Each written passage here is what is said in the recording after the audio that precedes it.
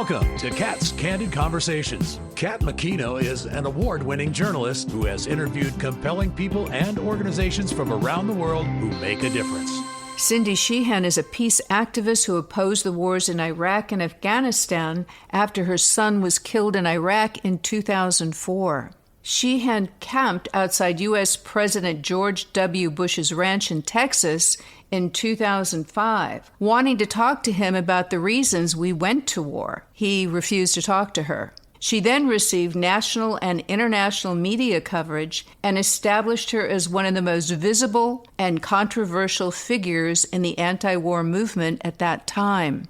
Today, she'll talk about her views on the war, the Iranian war, how we can come together in our communities regardless of our political views, and what she's up to these days. So welcome, Cindy. Oh, thank you. Thanks for having me, Kat. Oh, glad to have you. Let's start by asking, what have you been up to recently? Well, in terms of like movement and peace work and things like that, I haven't really been organizing any events or anything. COVID kind of put a damper on that for me. But I do have my own podcast. It's called She Lily, and I have it with a comrade of mine. His name's Dakota Lilly. He's like 28. He lives in Bethlehem, Pennsylvania. So we have kind of like a bi-coastal thing because he's over there on the East Coast. I'm on the West Coast. We have this generation thing because he's 28 and I'm 68.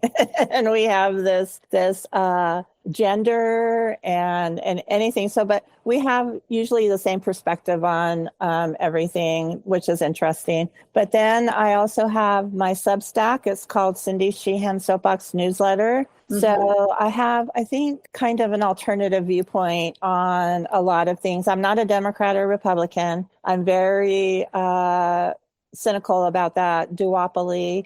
I'm an independent that is highly critical of the government, no matter who's president. And I think we just have this independent kind of viewpoint based on years of experience. You know, my son died April 4th, 2004, which this Saturday will be the 22nd anniversary of his death, and which is hard. And he was killed on Palm Sunday, which was yesterday, because Palm Sunday and Easter, they change dates all the time. And so then his death date will be Saturday and then Easter Sunday. So it's a hard time of year for our family. But anyway, so I've just been trying to, since he was killed, trying to raise awareness any way I can. And I really think that if I have one message today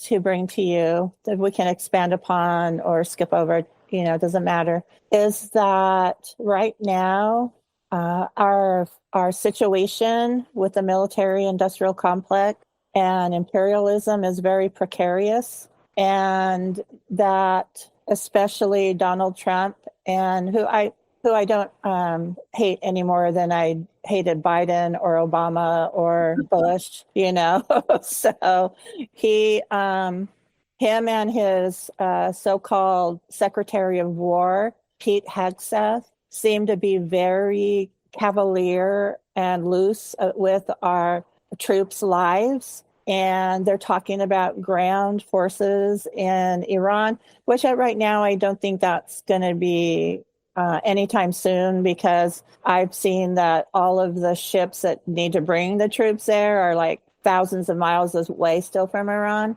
But anyway, it's something that we have to be very cognizant of. And if I were a parent or a grandparent, which I am, I have a grandson who will be 18 in May, and he'll sign up for the military over my dead body.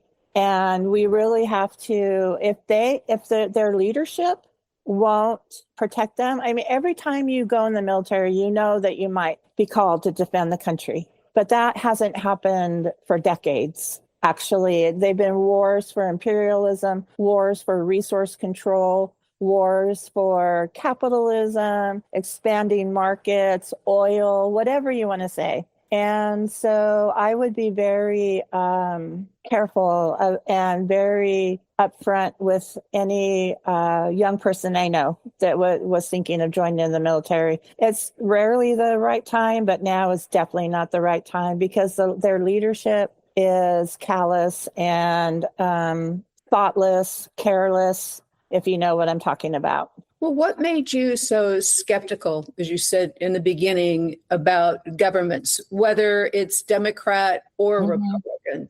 Well, what led to that? yeah. Thank you. That's a good question. So I I grew up basically my very impressionable and formative years were in the 60s or the early 70s. So I graduated from high school in 1975. And so the Vietnam War was going on, the Pentagon Papers, I just like Watergate, all that stuff was going on while I clearly, like it was yesterday, and like I was 16 and not 6, I clearly remember the day that John F. Kennedy was killed. I clearly remember the days that Robert Kennedy and Martin Luther King Jr. and Malcolm X were killed. And so I had always had a healthy skepticism of government. And at a young age, really, by the time I graduated high school, I had a really good government teacher. And for every class for weeks, all we did was watch the Watergate hearings.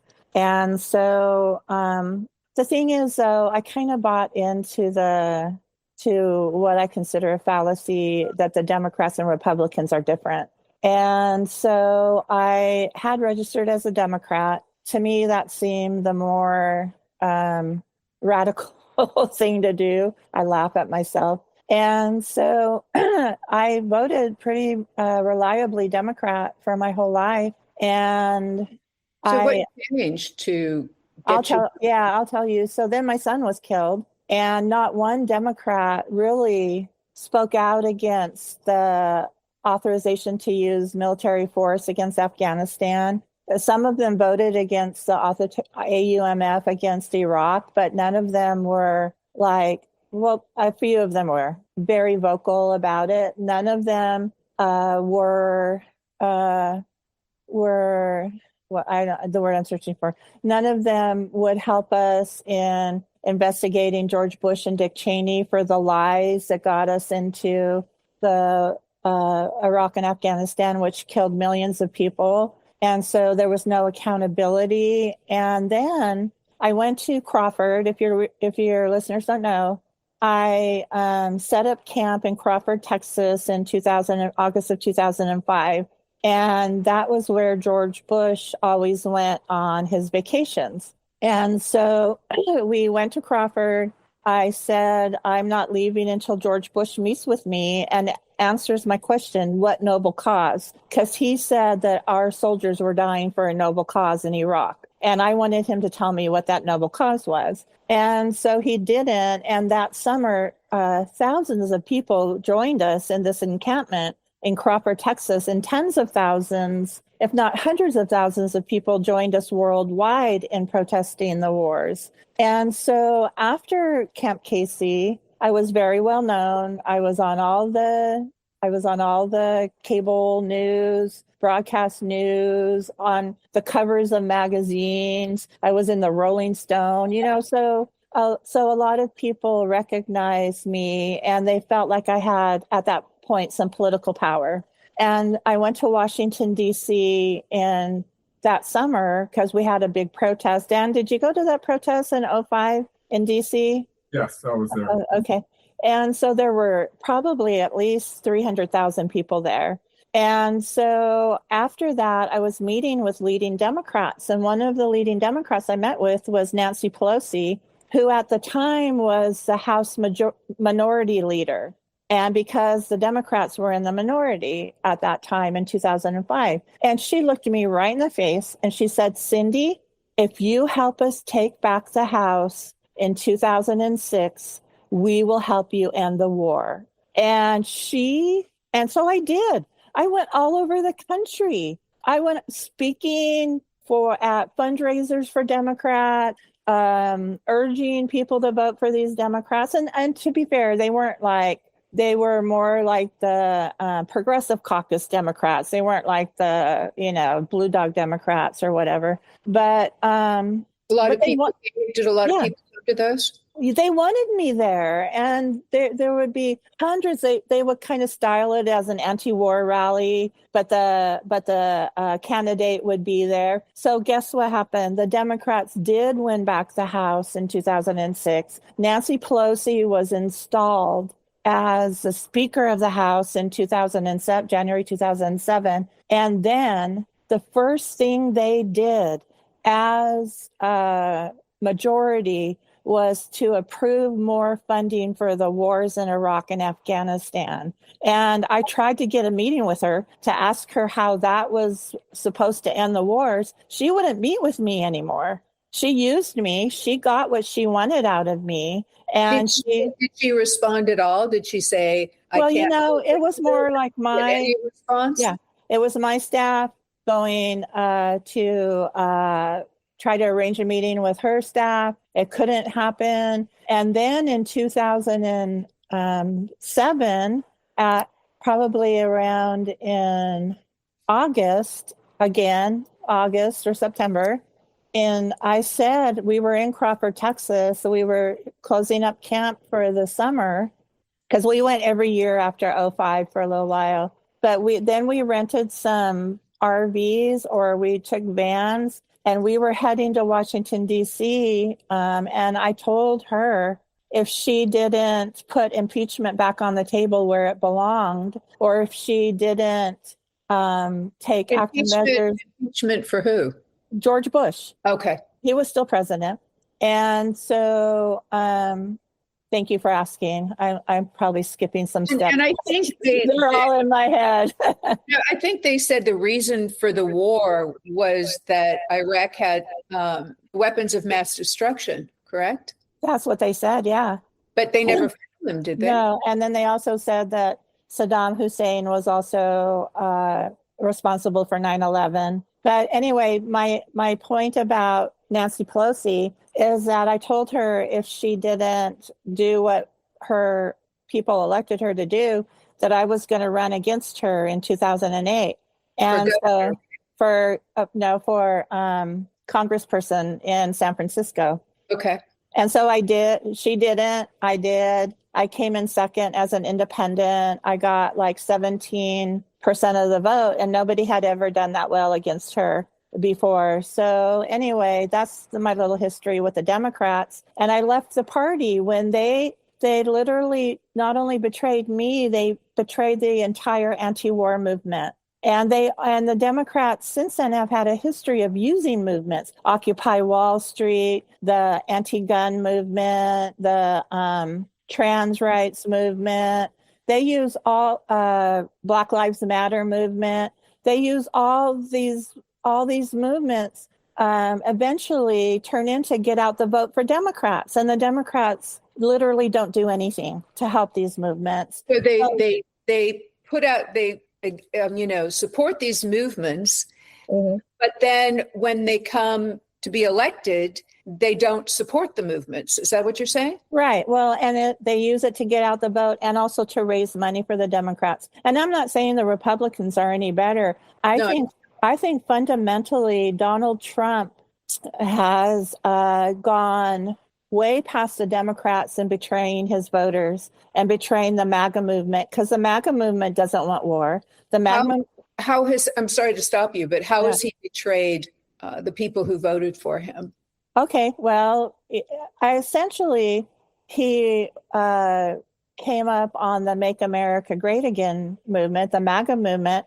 They don't want any wars. They think that America should come first. And I'm not always like America should come first, but I believe that if we ended the wars and closed most of the military bases around the world and weren't pouring trillions of dollars into the Pentagon and the war budget, we would have far more money to actually fix infrastructure, housing, education, healthy food and clean air and water. So all of the and healthcare, so all of the things that are human rights here in the United States, the budgets are being drained because of imperialism. And so I had a lot in common with the MAGA movement. They actually just wanted a situation where they could support their families. It was more like a kitchen table movement.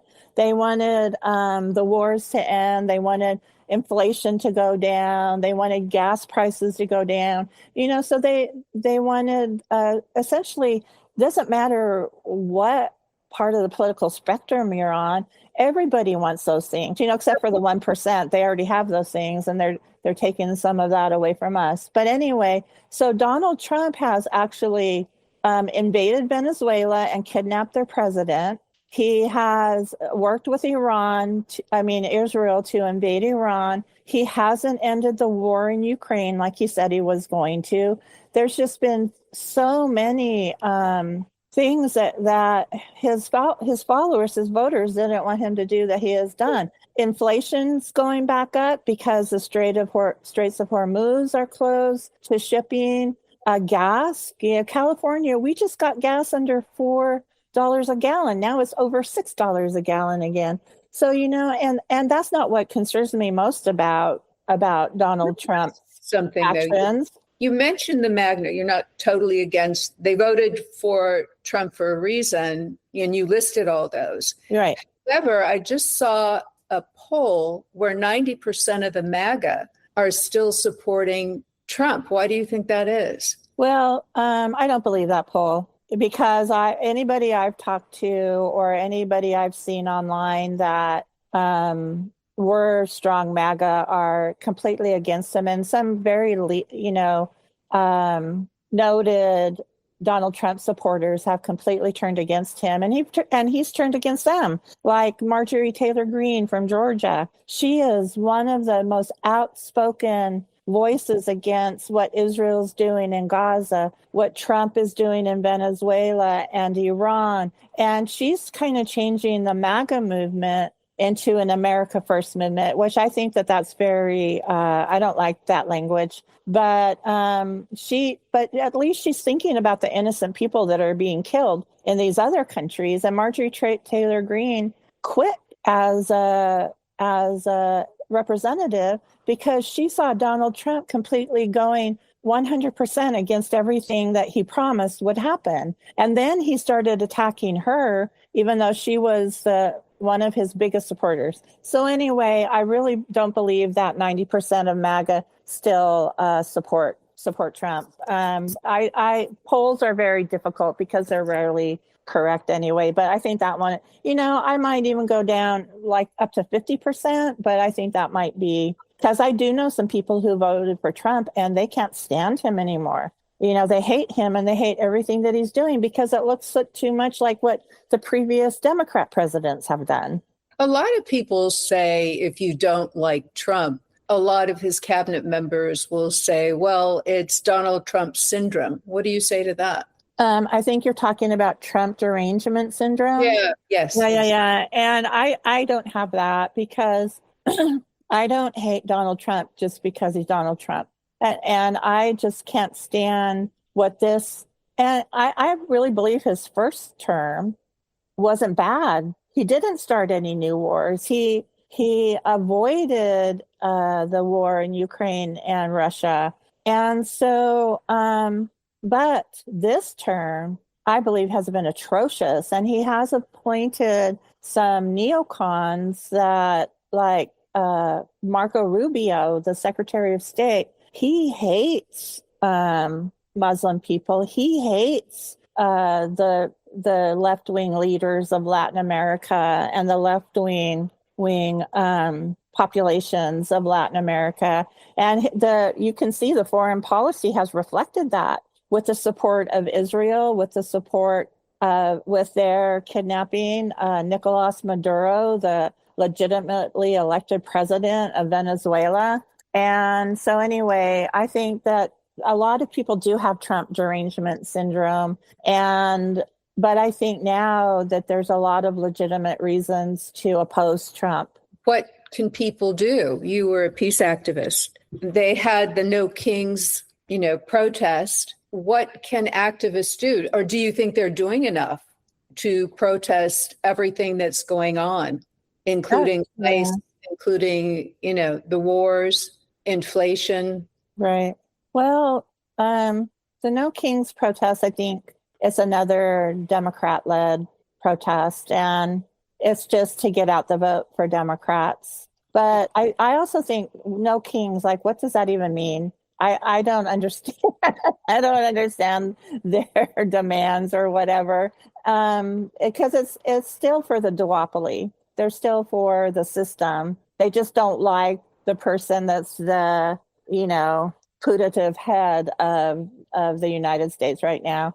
So that's a really good question, Kat, and that's something that I really have struggled with, because I literally spent years, my health, thousands of dollars, if not tens of thousands of dollars, on this quest to make the world a better place, to try and make U.S. foreign policy to be not so demonic.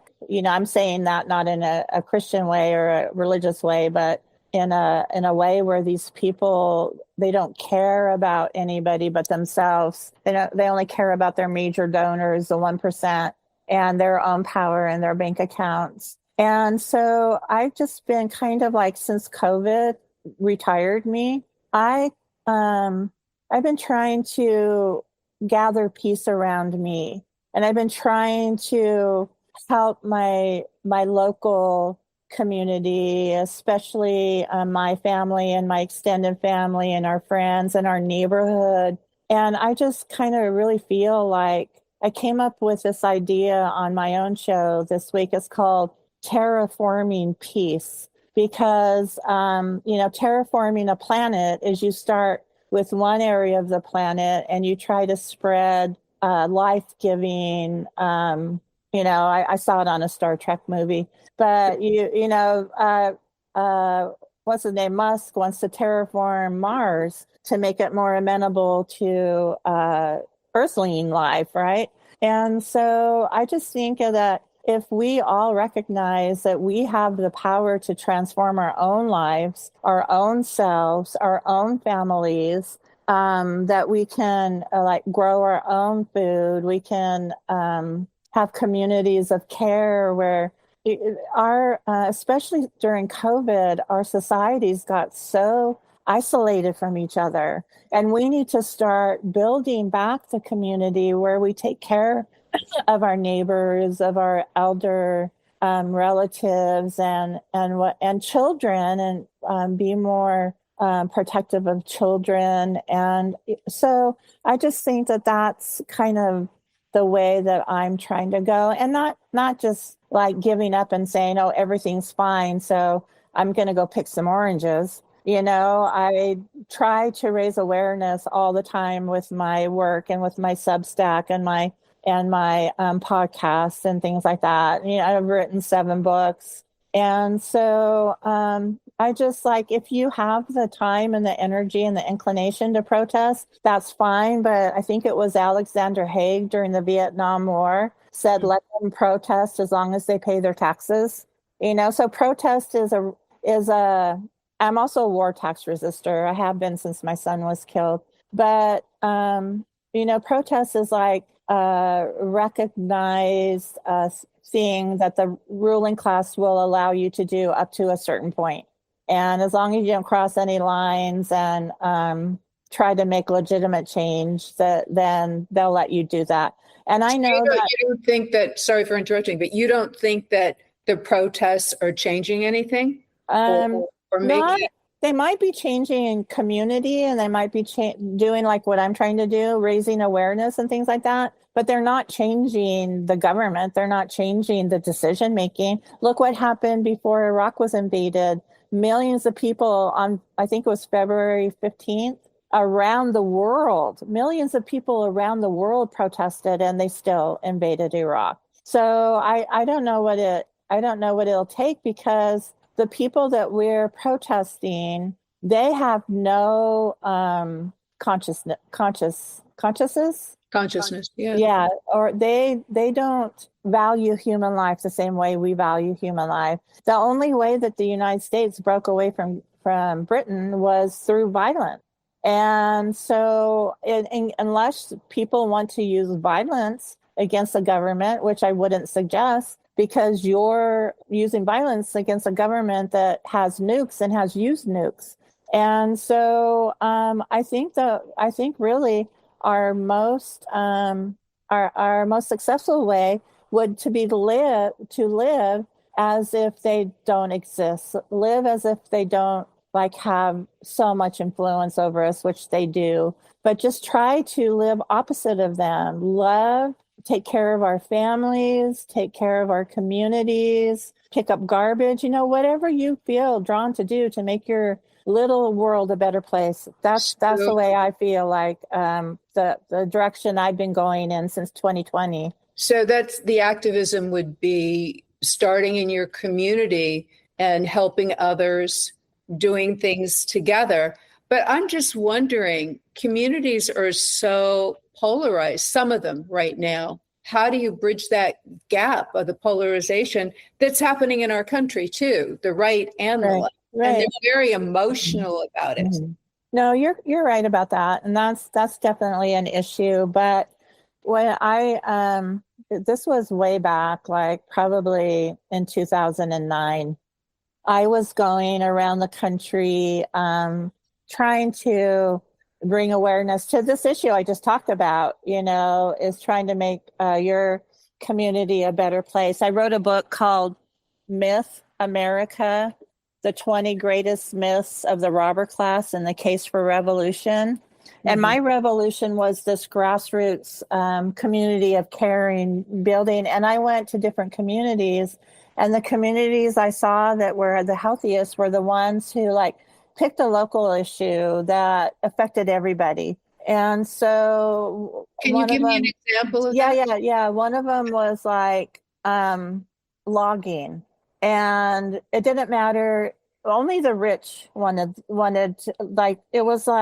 it wasn't just cutting down trees. It was clear cutting, and nobody wanted that. This was up in, I think, Oregon, and nobody wanted clear cutting. It didn't matter if they were Republican or Democrat or independent or anarchist. And so they could work together on that local issue, and they were victorious in that local issue. And when you work with people on things like that, you start to figure out that you're not really different from the Democrat, or you're not really different from the Republican. The only thing that makes you different is those people that hold the elective offices wield these wedge issues and division to keep us divided from each other. And so Why do you think they do that? Why do you think they do that? What's the purpose? Well, it's called divide and conquer.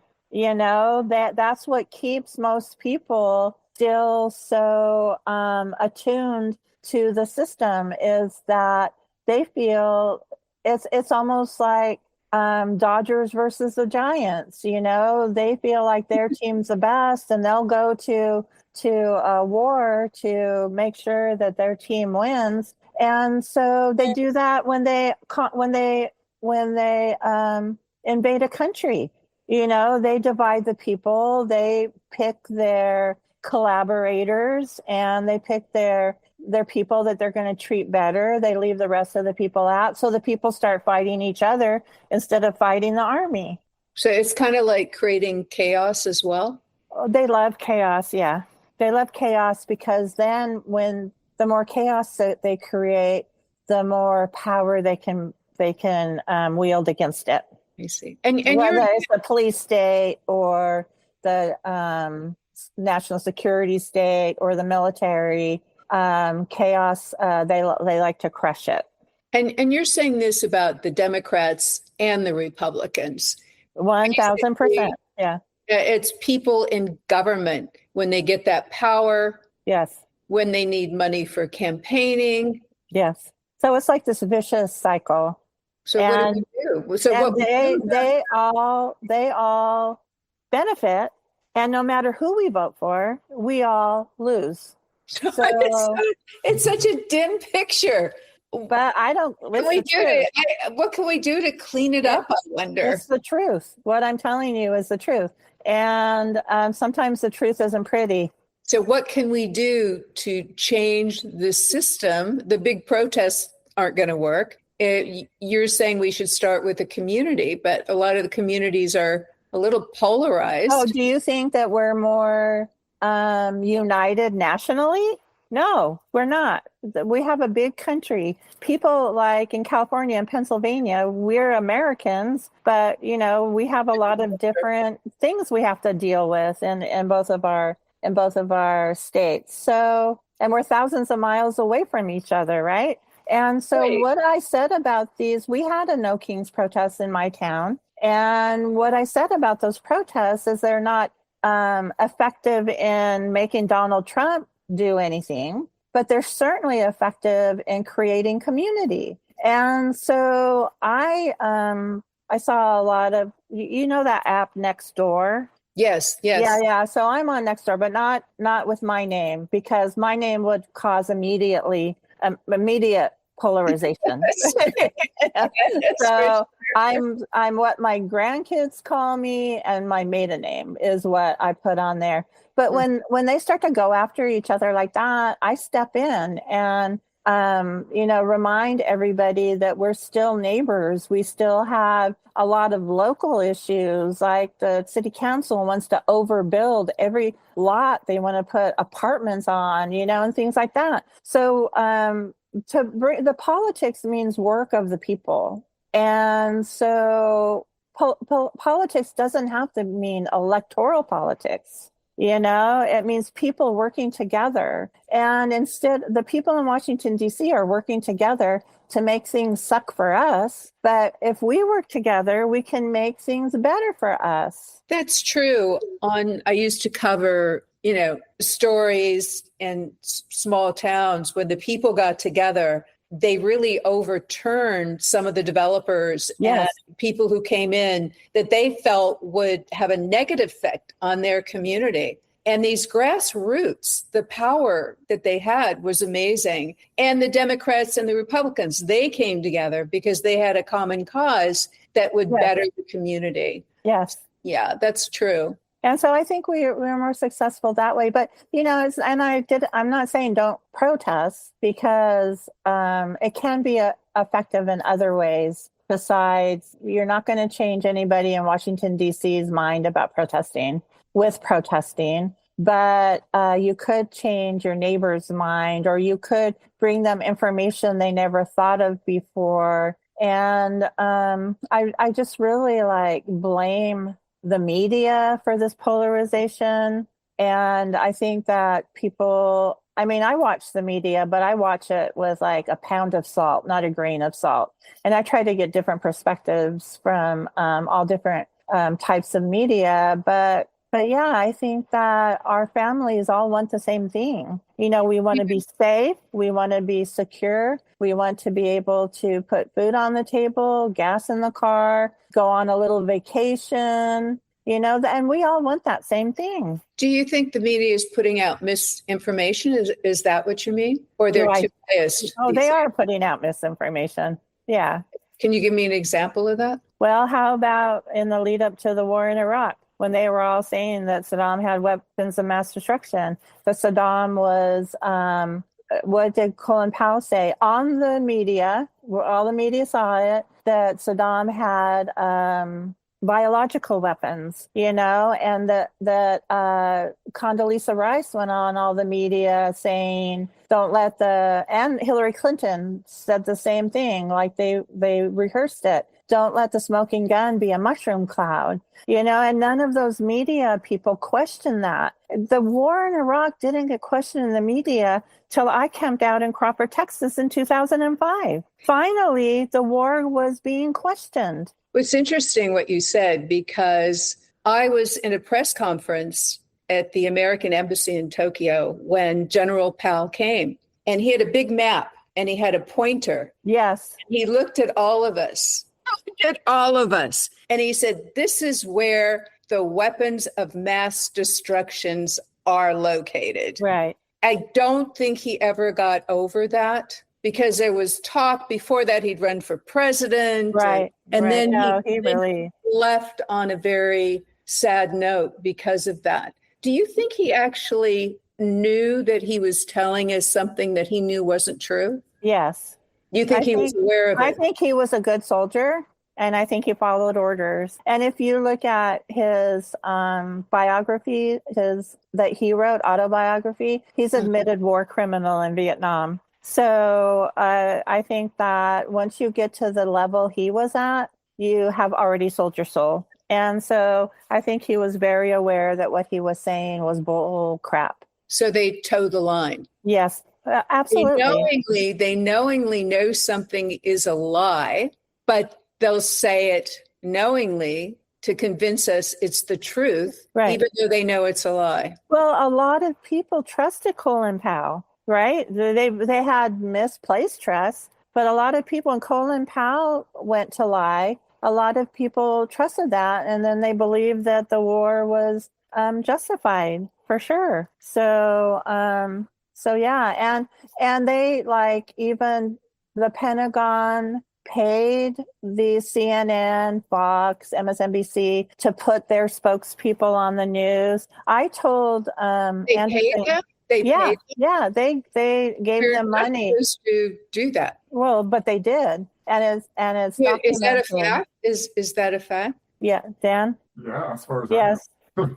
And so Anderson Cooper of CNN. Never paid anyone for an interview. Well, yeah, no. Anderson Cooper came out to Camp Casey and Crawford in the summer of 2005. And I told him straight up, the media failed the military, they failed America, they failed the people of Iraq and Afghanistan. He's like, what should we have done, Cindy? I said, you should have pressed them. You should have investigated. You should have asked the questions. And he said, we can only ask the question so many times. He was really snitty with me. And then he went on. Did he ask it once? Did he even ask it once? Yeah, who knows? He went on a campaign to slam me. What do you mean? He started to slur me on the news. He tried to bring out, like, dirt on me. And I was like, Anderson, what do you think you're going to find? I was a soccer mom in Vacaville, California before my son was killed. You know, what do you think you're going to find? Dirt? Why don't you go try to find dirt on George Bush and Dick Cheney and Colin Powell and Donald Rumsfeld?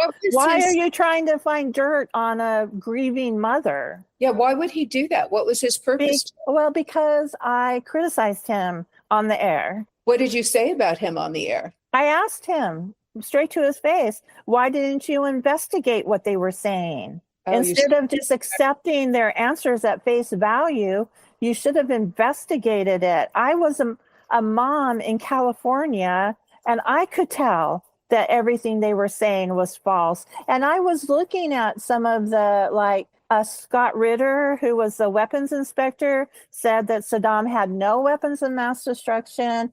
There were a lot of diplomats who were furiously trying, like Joe Wilson, when they said that Saddam didn't have yellow cake uranium. They tried to smear him and his wife, Valerie Plame, instead of listening to what they said and putting brakes. War is big business, Kat. You know, and who knew that better than Colin Powell? Who knew that better than Dick Cheney or these media channels, stations that get a lot of funding from the same entities that bring us war? And so they don't care about anybody's lives. They just care about the bottom line. Who wins in the war? Who's making the money in the war? Oh, lots of people.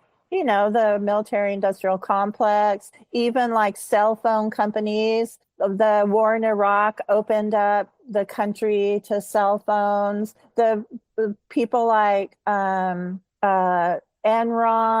and what was the company that Dick Cheney was? Halliburton, to rebuild the countries that were destroyed, oil companies, natural mineral companies. There's like so many hands in the pocket of these wars. It's ridiculous. Congress people get donations from all of these entities. The media makes an extraordinary amount of money during these wars. And so it's very profitable. And what did Smedley Butler say? It profits the few, but harms the many. War is the oldest business, he said. How about the war in Iran? Who do you think the same kind of people are making the money right now? Yes, yeah, exactly. Same situation. They just changed the N to a Q or the Q to an N. You see the same kind of rhetoric leading up to these wars. Do you think it could end up like another Iraq if it continues and we put boots on the ground, which they're talking about? Oh, yes. Yes, well, look at Iraq. Iraq was a pretty decimated country by the time of our 2003 invasion because of the long Iran-Iraq war. Some of the Iraqi soldiers didn't even have shoes, and they had guns that were like decades old. But Iran actually has built up missiles. I'm not so sure about their army numbers, but they do have missiles, and they have been targeting U.S. military bases and targets in Iran, and I think other places where there are U.S. military bases. And so they have, so Iraq didn't even really have the ability to fight, but what they had was this major empire swarming over their country, and they had the will to fight. And that war lasted I believe 8 years, right? Yeah, well, hot for 5 years for sure. And there's still an enormous embassy compound in Baghdad. It's enormous. And but I think Iran would put up a pretty good fight too, especially if the U.S.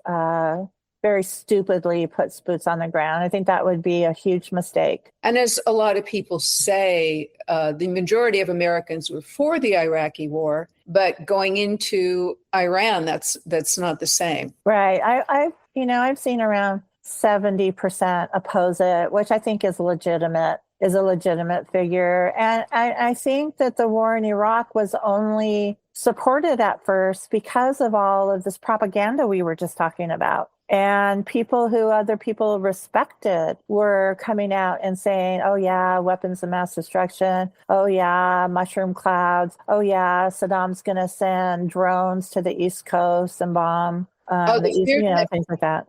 Creating fear. Yes. Fear technique. That's what the media and the government does, is create fear. So I'm going to go over to Danielle. Did you have a question for Cindy? Well, no. I mean, I just wanted to make a comment because you inspired me earlier when you were talking about Republicans and Democrats getting together in their community. And when you were talking about the logging. And one thing in Lancaster I've noticed that is a nonpartisan issue is we're trying to preserve our farmland. Whether you're Democrat or Republican, everyone's against overdevelopment. Yes. And so that might be a good message for the listeners in Lancaster. We can come together over that issue at least.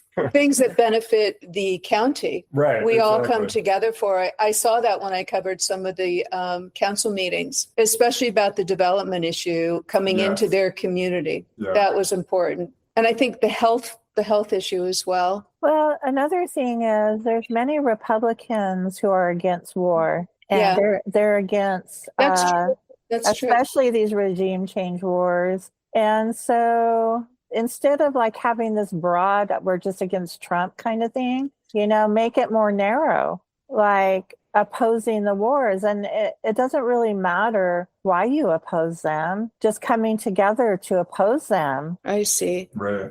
So basically what you're working for now as a peace activist to hopefully bring peace is to get the communities to come together and consider the issues that face them and their communities, and to work for, less inflation. Well, even if you just actually want to start a community garden, just simple things. Well, that's not very simple. That's a pretty big thing to do, but something that helps your community. Like we gather to get garbage out of the creeks, things like that. Those are super important community building activities too. They meet the members, even though they might be Republican or Democrat, but they're working for a common goal. Yes. And then you'll see that person's actually a nice person. Even though they disagree with me, they're still okay. Right. So that can bring people together and accept other people's viewpoints, I think is important as well. Well, not being so, like you said, not being so hostile and reactionary against somebody. Well, even families are breaking up over it. Oh, I know. It's ridiculous. And that's sad. Yeah. So, Danielle, did you want to ask for anything else before we wind it down?